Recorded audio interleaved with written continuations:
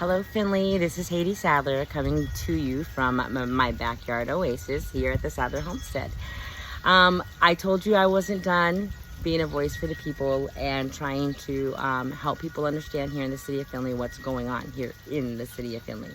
So I want to start with number one, get out and vote by August 8th, which is next Tuesday. Vote yes on issue 1, where we're protecting Ohio's Constitution, raising the threshold to make sure that it's not so easy for states like New York to pay $60 to $70 million to bring down their liberal agendas into our state, like abortion up until 9 months,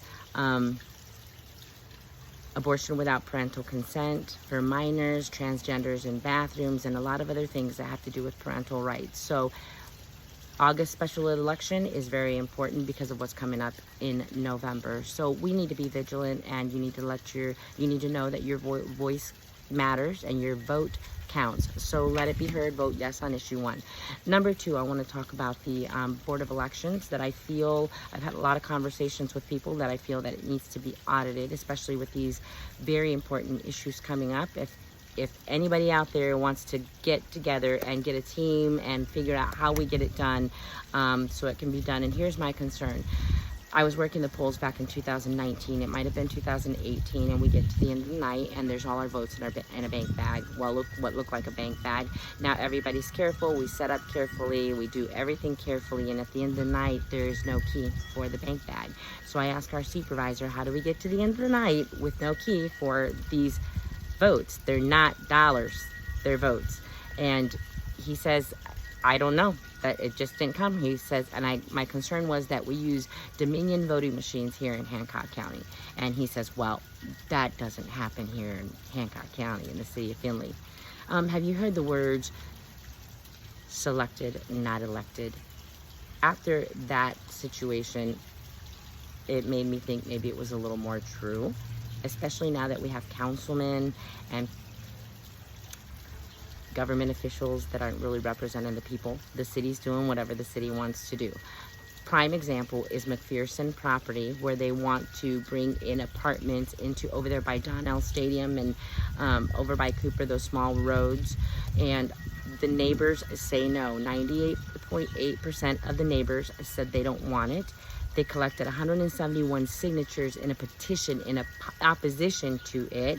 And even their own councilman voted against his own people in his own ward. That would be Brian Ballman, Ward 5. And so it's really disappointing to see that the people are speaking up, fighting back, and the city's going to do what the city wants to do. That's why it's important for us to take action. The thing about that McPherson property, if you'll remember back earlier this year, the city of Findlay was going to take ARPA dollars to demolish a historical neighborhood. They weren't happy about it. The citizens came out.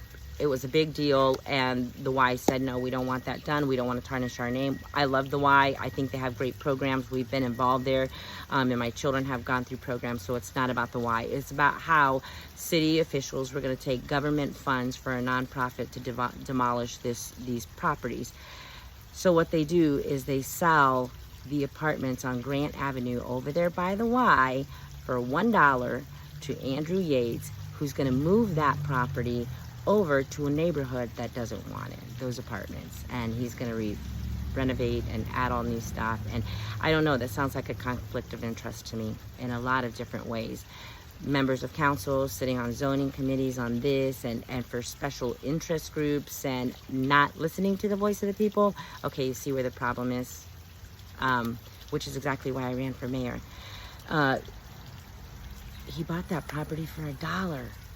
That's crazy to me. Okay, let's move on. I want to move on to the strategic plan, and this is going to be the last thing I want to talk about. I don't want to run out of time on my phone. The strategic plan I have placed on my webpage, Haydee Sadler for City of Findlay Mayor. I want you to take a look at it. A safe city, a connected city.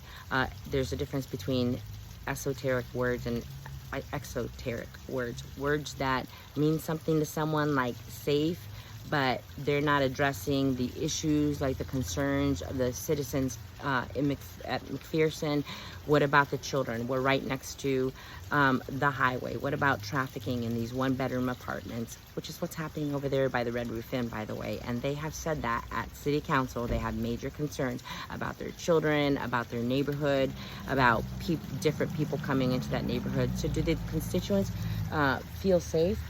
I'm gonna say they don't. So those are the things I wanted to bring to your attention, and I need to head out.